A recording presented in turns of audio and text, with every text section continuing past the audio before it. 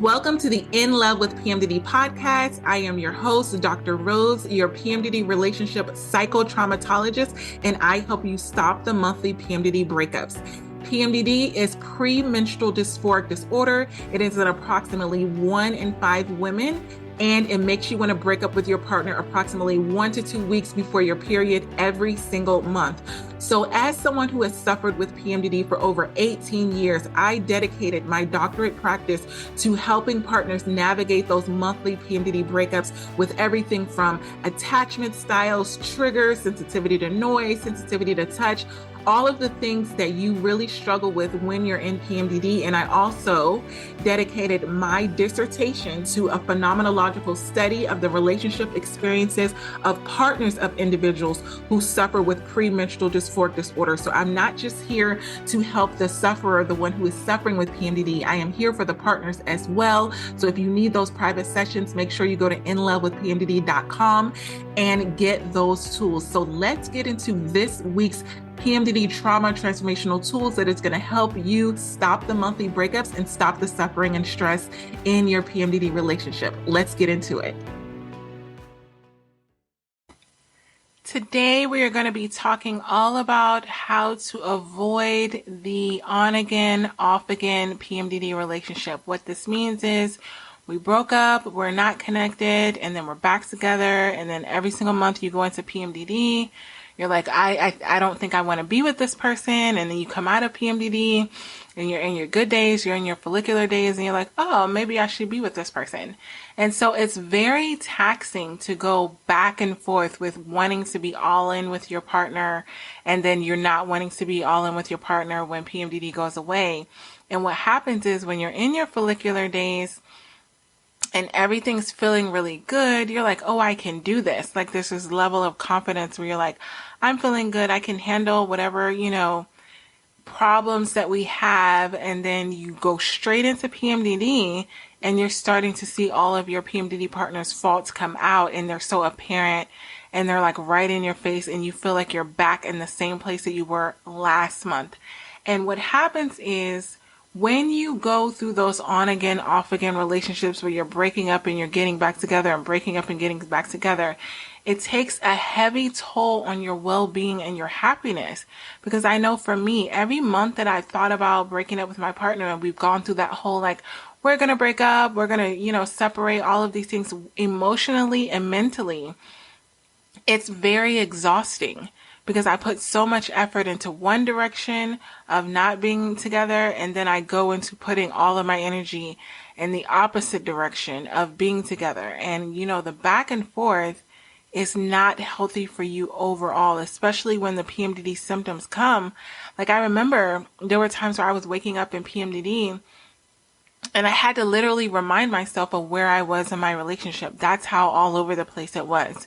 It was like a PMDD emotional roller coaster where I felt like I was up, I was down, I was in, I was out, and my partner was going through it with me without the PMDD symptoms, but it was causing him issues at work because he wasn't able to focus, on things that he really had to do on a day-to-day basis, because he was like, are we going to be together? Are we not going to be together? Like that feeling of uncertainty and that lack of security really impacts every single thing that you do outside of your relationship. It affects your work. It affects how you are with your children. It affects your energy levels. And I don't know if you're like me, but you have a lot of things on your plate where you need your energy.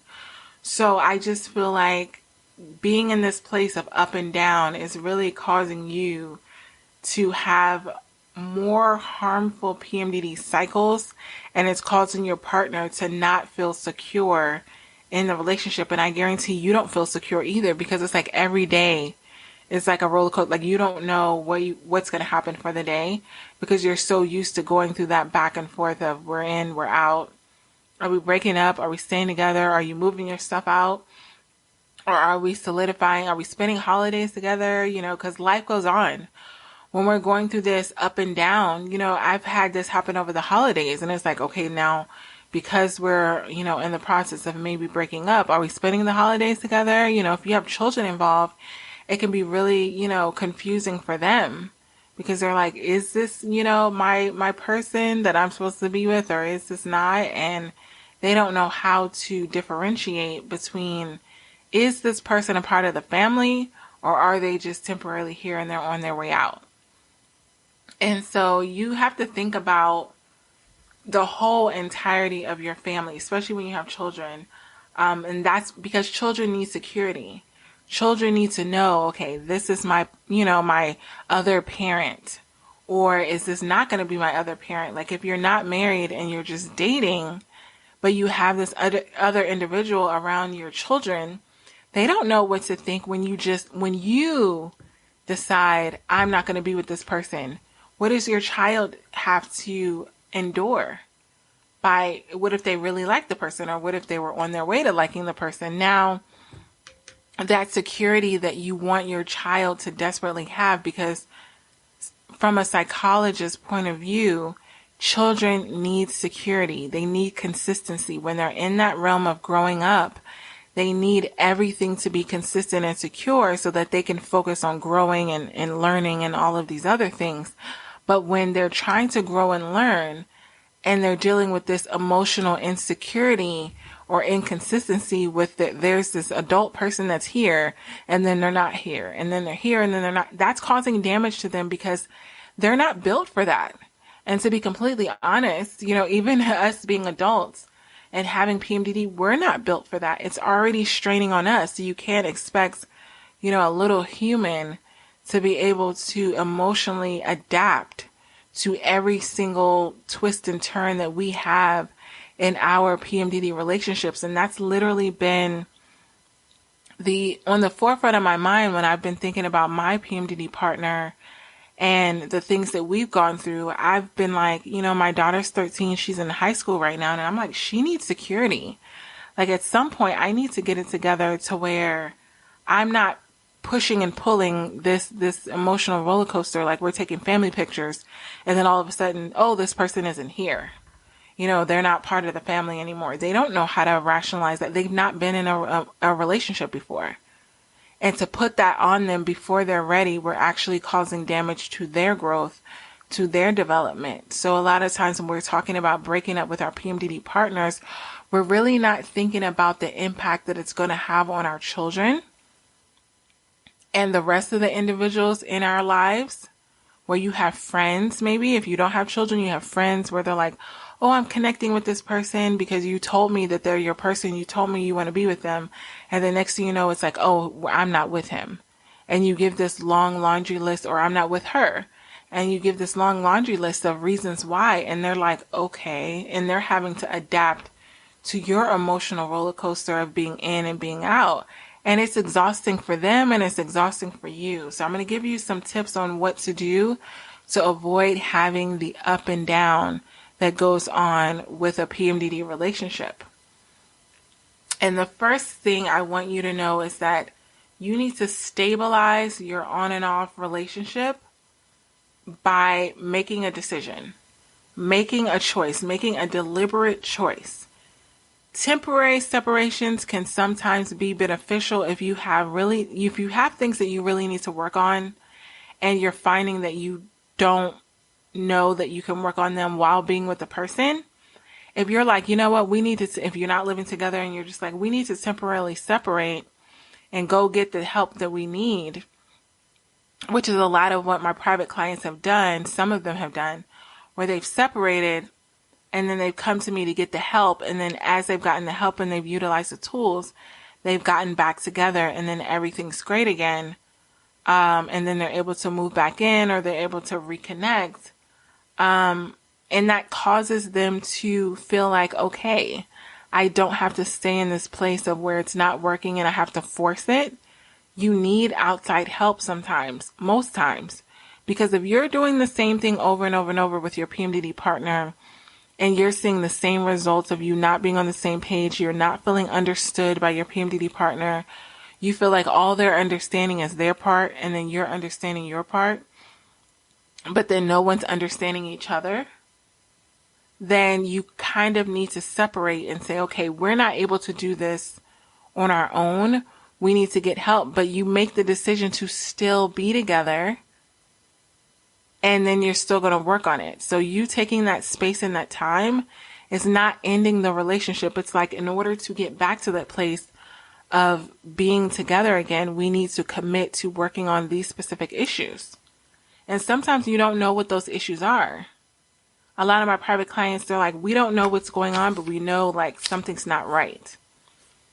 And so that's what we work on initially. But when you discuss the arrangements with your partner about the time apart, the purpose of the time apart should be to address the issues that are going on in your PMDD relationship, and also to focus on the growth and the repair and the healing.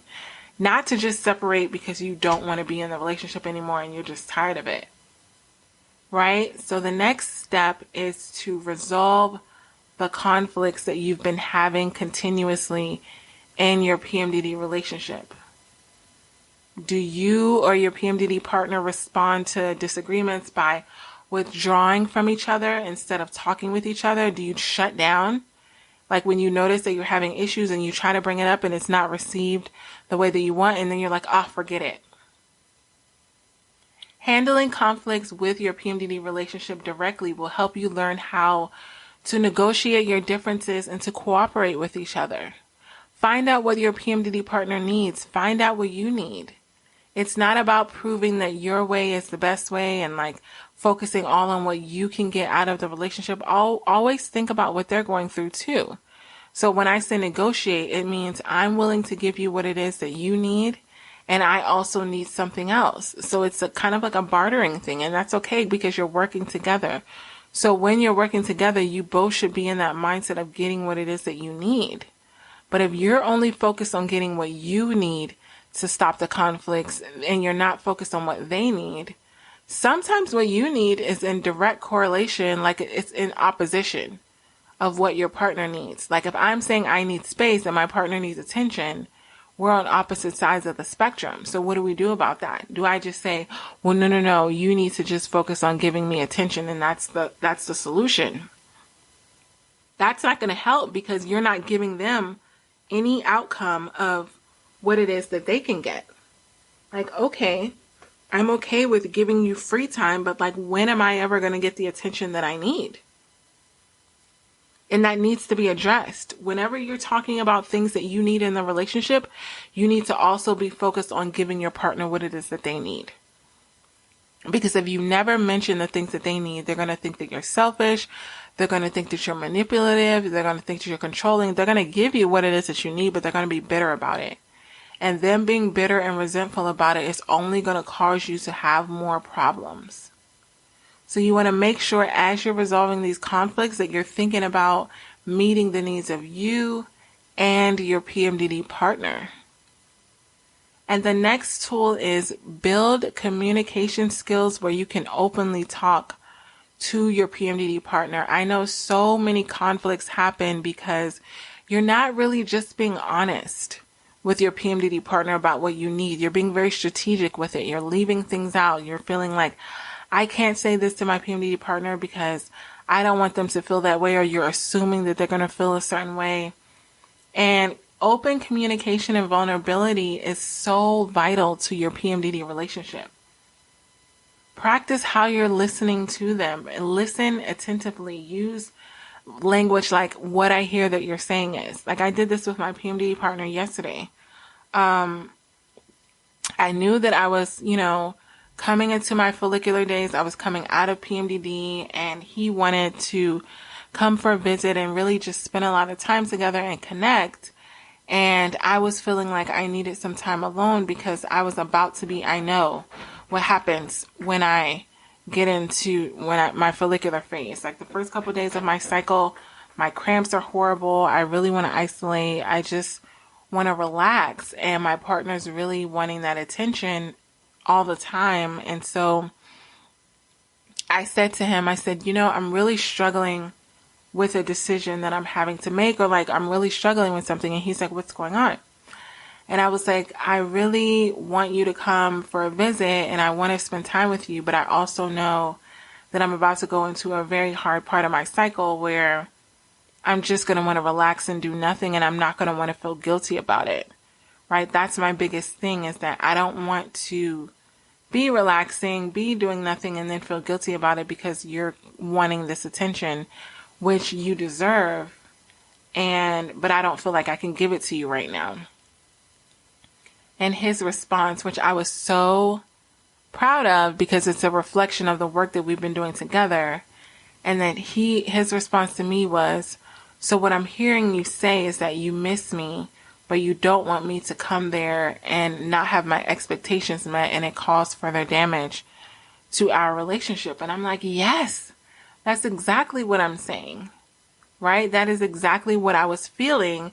And when you get to that point that you've done the work and you've used the tools that I've been giving you, then you're able to have these kind of conversations where you can just be open and raw and say, this is what I'm feeling, and then have your partner collaborate with you on a solution. So he was like, how about you go and you have some rest? And I slept literally 12 hours. So he was like, get some sleep because you're overthinking it right now, which I'm pretty sure we all do. And then we can talk about it tomorrow. And I did. I slept for 12 hours. I woke up. The cramps were there. Like all of the pain was there. I was feeling horrible, just like I knew that I was going to feel, right? You know yourself. And I just didn't feel like I could do much of anything outside. Like I did my morning routine and then I was ready to just like relax because I feel like my body needed the rest. And he went and he was like, you know what? I went here. I'm going to do my morning routine. And he went and hung out with his friends and he had a good time. But it was because we had had that conversation the evening before, he was understanding of being like, you know what? She really needs some time for herself. So I'm not going to put anything on her as far as expecting much of anything right now, just to give her that time to relax and recuperate. And I appreciated that so much because it let go of all of the pressure that I was feeling from having to be there, right? And I feel like so many times we put so much on ourselves of feeling like we need to be the perfect PMDD partner. We need to do this. We need to do that. And that pressure can feel like too much. And that's what leads to the monthly breakups because it's like, I can't continue to do this. I can't do this. And it's like, you can, but it's not as hard as you make it out to be when you're openly communicating it. So then that's what comes into the next step, which is taking care of yourself. So I got up this morning, I did my morning routine, I sat in the sauna, and I just felt less pressure. I felt good about my decision to set that boundary of being like, hey, I really need space and time. And not just setting a boundary and getting really into that masculine energy where it's like, I need time and, you know, all these things, but really just being loving and understanding. And I'm glad that how I was communicating it to my PMDD partner was in a way where he felt loved and cared for and considered in the midst of me trying to figure things out. And that's the goal. The goal is for you, if you have issues in your relationship where you're really trying to figure things out, that your PMDD partner knows that the reason why it's difficult for you is because you're trying to meet your needs and their needs. So like when I decided to take the space, he didn't take it personally to be like, oh, she doesn't care about me, all these things.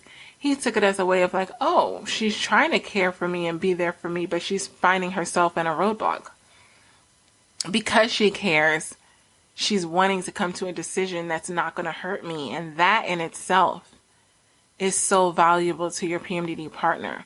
When they know that you're making decisions about your life and your relationship while thinking of them, then you know that you're going in the right direction because you don't want your PMDD partners to feel neglected because that's when that on again, off again comes on. Because you're like, oh, I'm giving everything to them and I'm getting nothing in return, which is the biggest sign that you're going in that direction of breaking up because you have a lot of bitterness and resentment towards giving that energy when you feel like you're not getting it in return. So the next step is to maintain your identity and the truth of who you are. While your PMDD partner can really be like an important part of your life, you cannot neglect yourself and completely throw yourself into their life, into what they need, to what they want, and you're not really remembering the things that bring you joy. I always have to have certain rituals within my day that remind me of who I am outside of my PMDD partner, because that means I will never resent them for not doing that, right? But I know if I lose myself in the relationship, then it's not doing us any help. I'm just going to resent them for it. And one of the things for me is I love to dance. I love to listen to good music. I love to have good vibes.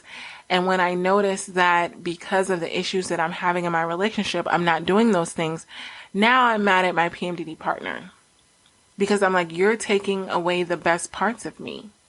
And then that's when you get into the breakup, because you feel like if I want to get back to who I am, I need to break up with this person in order to get back to who I am. And this leads to the on again, off again.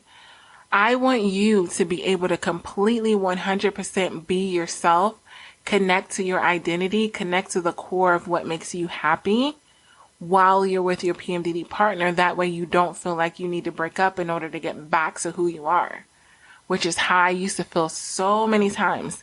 It's like, you've taken my joy. Your PMDD partner cannot take anything away from you that you have not given away. I'm going to repeat that. Your PMDD partner cannot take anything from you that you have not given away.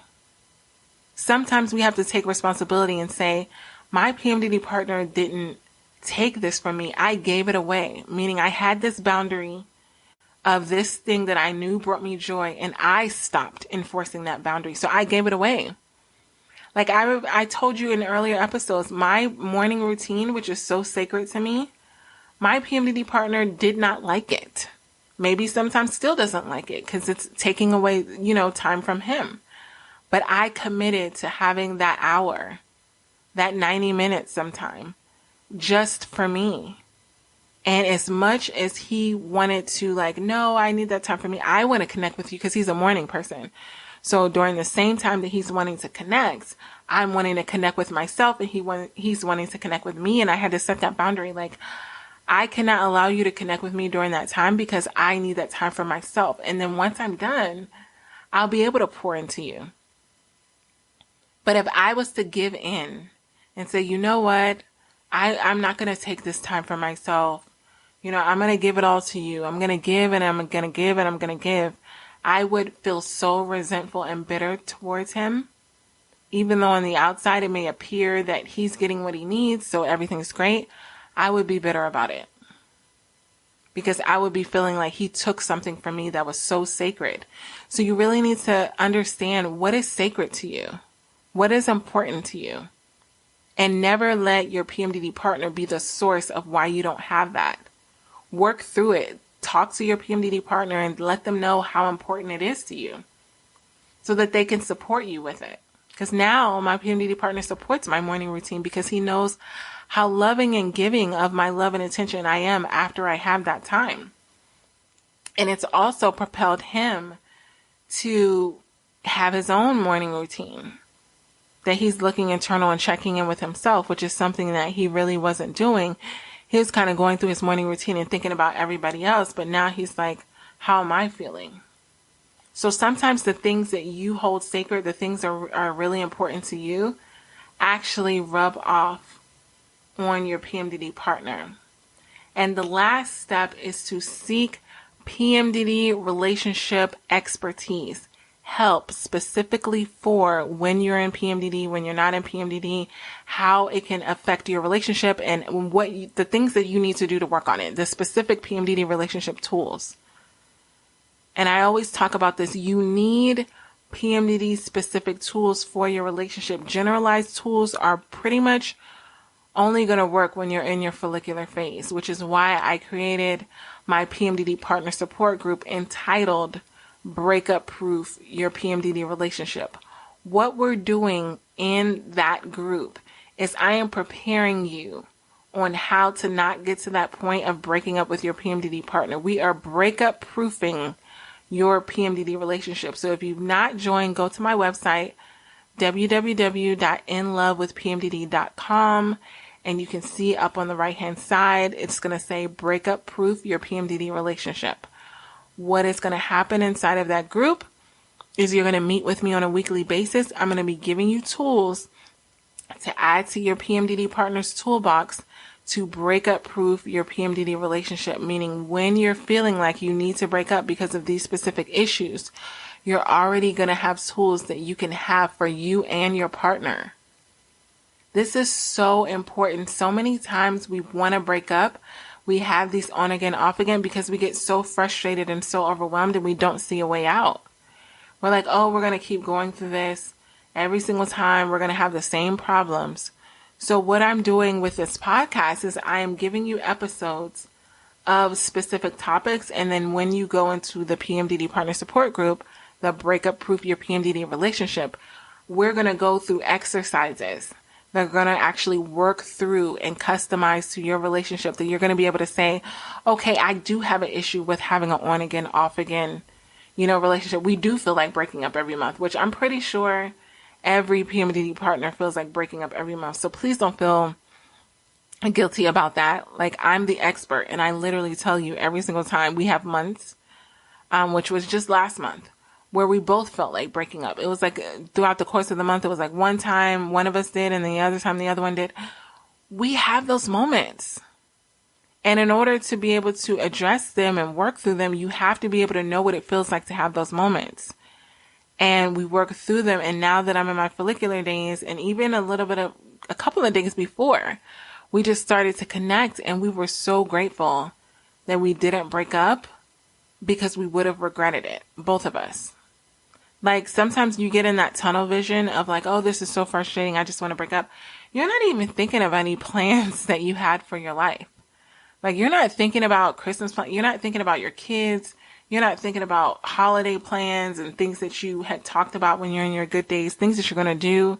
Sometimes you just impulsively break up, and then you have to like pick up the pieces and deal with the agony of all of that. But like, remember, you decided to be with this person for a reason. Your best friend that you had in your PMDD partner is still there.